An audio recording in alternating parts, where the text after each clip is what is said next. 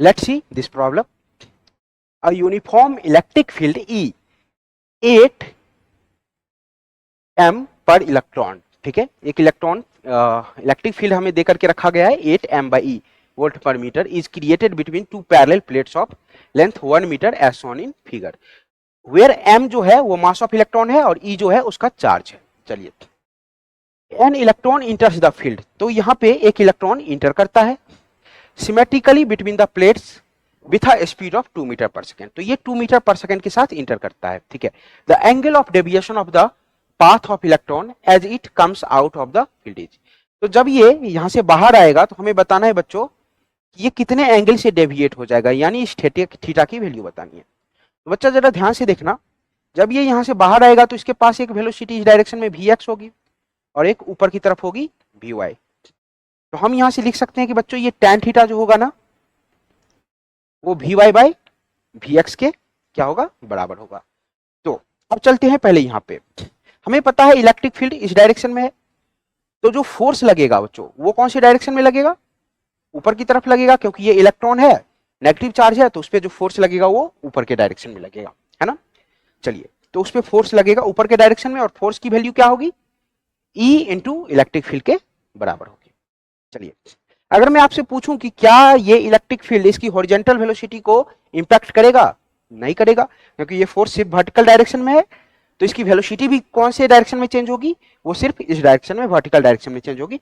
और horizontal direction में velocity हमेशा कितनी रहेगी, 2 मीटर पर सेकेंड, तो यहां से हम लिख सकते हैं बच्चों v जो होगा अभी भी कितना होगा, 2 मीटर पर सेकेंड,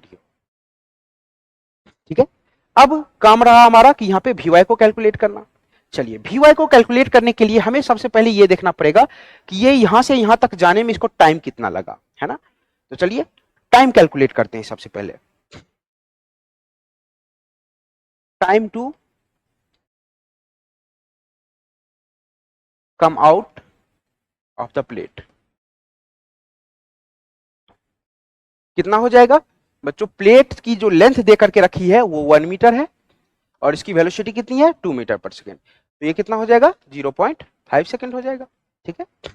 अब हम y डायरेक्शन में देखते हैं, अलोंग, मैं पहले यहाँ पे डायरेक्शन में मेंशन करके रख देता हूँ, इसको मैंने y डायरेक्शन माना, इसको x डायरेक्शन माना, ठीक है।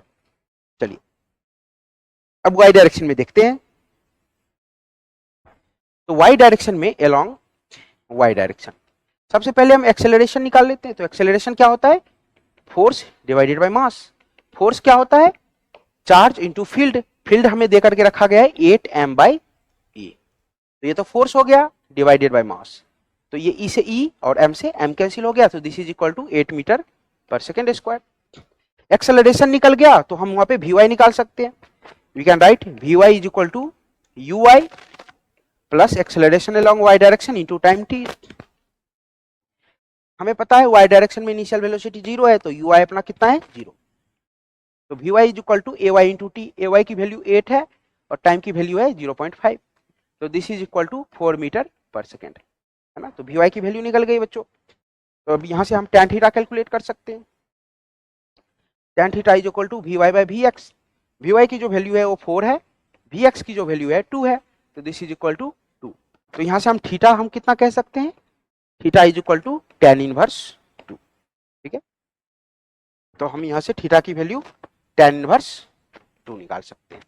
तो जो बच्चों हमने कॉन्सेप्ट यहाँ पे यूज किया, वो कॉन्सेप्ट कौन सा यूज किया, एक्सेलरेशन बराबर फोर्स बाय मास, और फोर्स को कैसे लिखा, Q E vector divided by, ठीक है। इसके साथ साथ हमने काइनेमैटिक्स को भी यूज किया, ठीक है।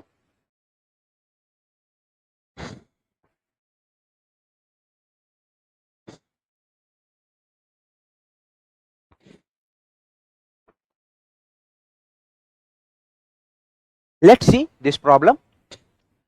A body having a specific charge 8 microcoulomb per gram is resting on a frictionless plane at a distance 10 centimeter from the wall. बच्चों ये डिस्टेंस है ना, हमें 10 सेंटीमीटर देकर के रखा गया है, ठीक है। It starts moving toward the wall with a uniform electric field of 100 volt per metre. अब यहाँ पे 100 वोल्ट पर मीटर का इलेक्ट्रिक फील्ड है और ये यहाँ से मूव करना शुरू करेगा, ऑब्वियस सी बात है इस पे फोर्स लगेगा तो ये उस डायरेक्शन में मूव करेगा। इसकी इनिशियल वेलोसिटी कितनी है, 0 है। ठीक है, चलिए toward the wall. If the collision of the body with the wall is perfectly elastic then the time period of the motion will be. तो बच्चों जैसे ही हम यहाँ पे इलेक्ट्रिक फील्ड लगाएंगे तो ये इधर की तरफ एक्सलेट करेगा और एक्सलेट करके किसी टाइम स्टेट पे यहाँ पे पहुंच जाएगा। तो हम कैलकुलेट करते हैं कि इसको यहाँ से यहाँ जाने में कितना टाइम लगेगा। चलिए तो सबसे पहले हम एक्सेलरेशन निकालते हैं। ठीक है, एक्सेलरेशन क्या होता है बच्चों, फोर्स डिवाइडेड बाय मास। अच्छा, इस पे लगने वाला हम फोर्स कैसे कैलकुलेट करेंगे, हम फोर्स को लिखेंगे इसका चार्ज इंटू इलेक्ट्रिक फील्ड, है ना। चलिए अब इस बॉडी का हमें मास दे करके रखा नहीं गया है ना, इस बॉडी का हमें मास तो दे करके नहीं रखा गया है, लेकिन हमें स्पेसिफिक चार्ज दे करके रखा गया है, यानी Q बाई एम की वैल्यू दे करके रखी गई है। चलिए तो हम पुट कर देंगे। अब ये जो Q बाई एम दे करके रखा गया है ना, ये ऐसा यूनिट में नहीं है, तो हमें बदलना पड़ेगा ऐसा यूनिट में। कैसे बदलेंगे, 8 into 10 to the power -6, 8 into 10 to the power -6, तो इसको हमने कूलम बना दिया। 1 ग्राम को कैसे लिखेंगे, 10 टू द पावर -3 किलोग्राम। तो ये कितना हो जाएगा, 8 into 10 to the power -3 coulomb per kilogram. ठीक है, चलिए तो Q बाई एम की वैल्यू हमारे पास आ गई। चलिए तो यहां से हम एक्सेलरेशन कैसे लिख सकते हैं बच्चों, Q बाई एम कितना हो गया अपना, 8 into 10 to the power -3 into electric field, electric field कितना है 100। ठीक है, तो ये कितना आ गया अपना 8 इंटू 10 टू द पावर -1, तो एक्सेलरेशन की वैल्यू कितनी आ गई 0.8 मीटर पर सेकेंड स्क्वायर। अब हमें डिस्टेंस दे करके रखा गया है तो हम टाइम कैलकुलेट कर सकते हैं। टाइम कैसे कैलकुलेट करेंगे बच्चों, तो हम लिखेंगे s बराबर ut plus half A T square, है ना। तो नाउ s बराबर